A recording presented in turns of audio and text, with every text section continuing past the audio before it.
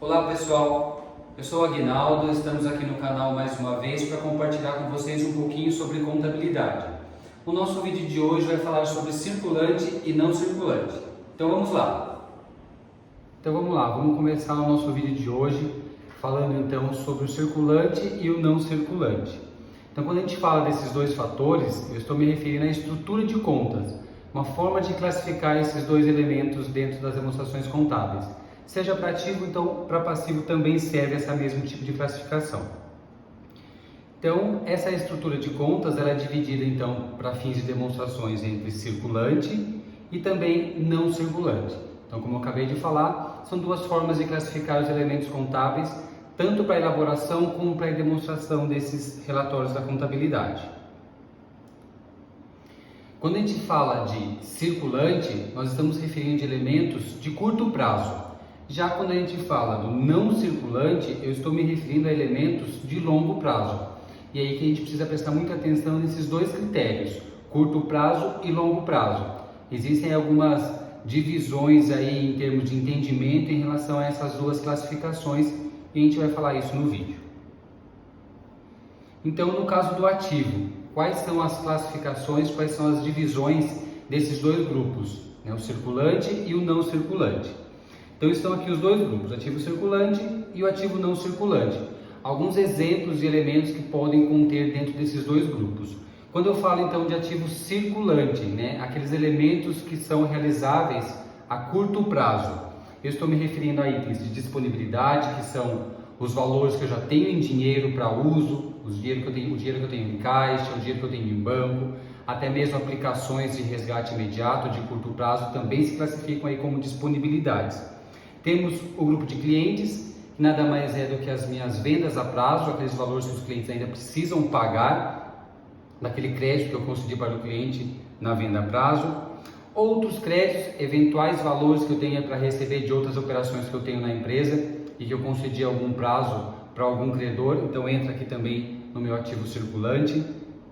Tributos a recuperar. Eventualmente, se eu tiver algum imposto em que eu tenho crédito esse imposto, que eu posso levar abatimento, até mesmo compensação, também fica aqui no nosso grupo de ativo circulante. Investimentos de curto prazo, então se eu tenho alguma aplicação financeira, alguma aplicação que tem um prazo lá de resgate que seja curto, também entra aqui nesse grupo. E os meus estoques, que é o meu produto que está lá guardado, que está armazenado e que ainda não foi vendido, ainda não foi consumido na produção, as minhas mercadorias, produtos acabados, a minha matéria-prima, a embalagem, tudo aqui no meu grupo de estoque dentro do ativo circulante. Já no ativo não circulante, eu tenho, por exemplo, ativo realizável a longo prazo, eventualmente alguns valores que eu tenho ainda para receber de clientes com um prazo maior, algum crédito que eu concedi a alguém que tem um prazo maior para pagamento, entra aqui então no realizável a longo prazo dentro do não circulante. Investimentos de longo prazo, então tem alguma aplicação financeira pós-fixada de longo prazo, ações, debêntures, algum tipo de investimento que tem um resgate bem mais longo, aí já entra aqui no não circulante.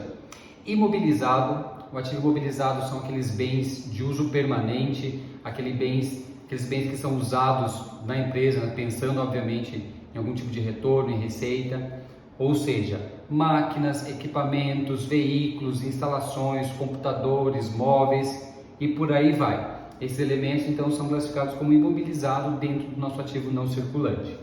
E temos também aqui o intangível. O intangível é aquele ativo que ele não é mensurável do ponto de vista, ele não é palpável. Então, por exemplo, marcas, patentes, são ativos intangíveis, aquilo que eu não consigo tocar, né? Que é algo mais subjetivo.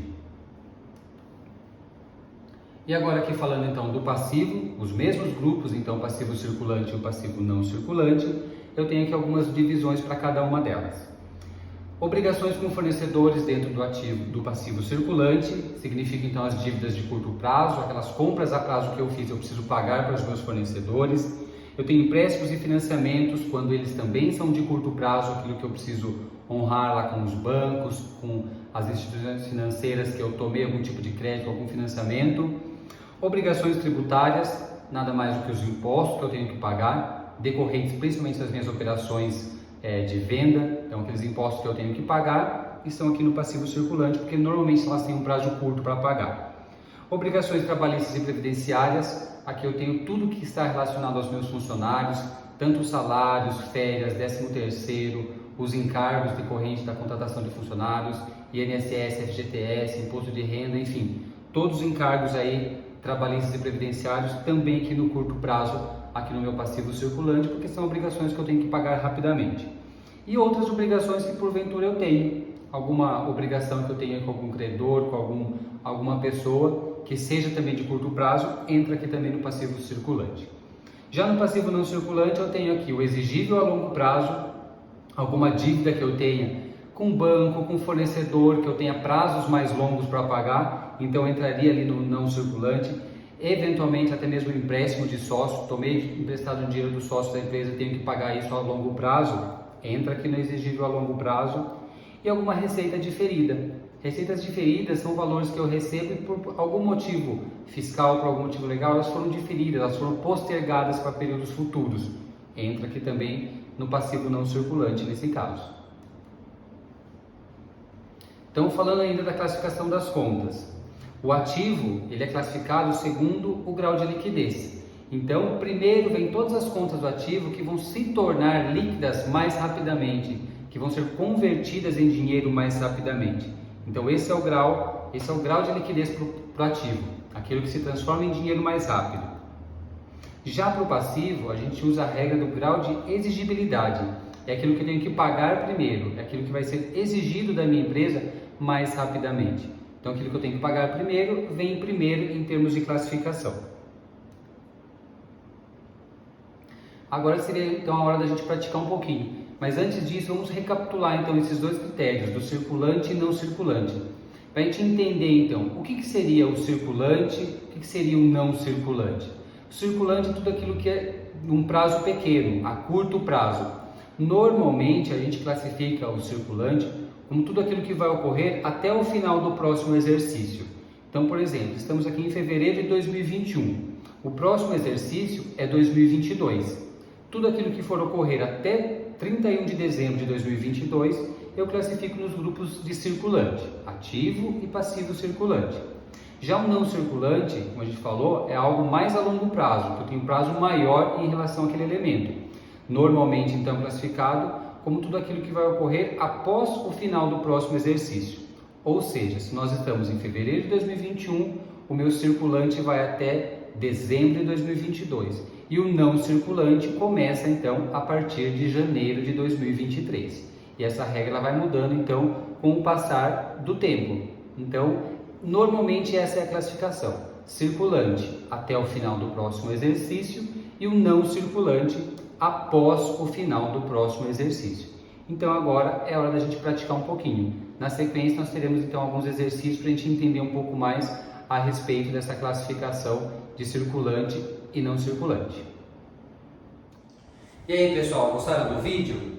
Quem gostou, dê um like no vídeo, compartilhe com os amigos, se inscreva no canal e se ficou alguma dúvida, entre em contato com a gente. Estou deixando aqui os meus contatos, fiquem à vontade para falar comigo.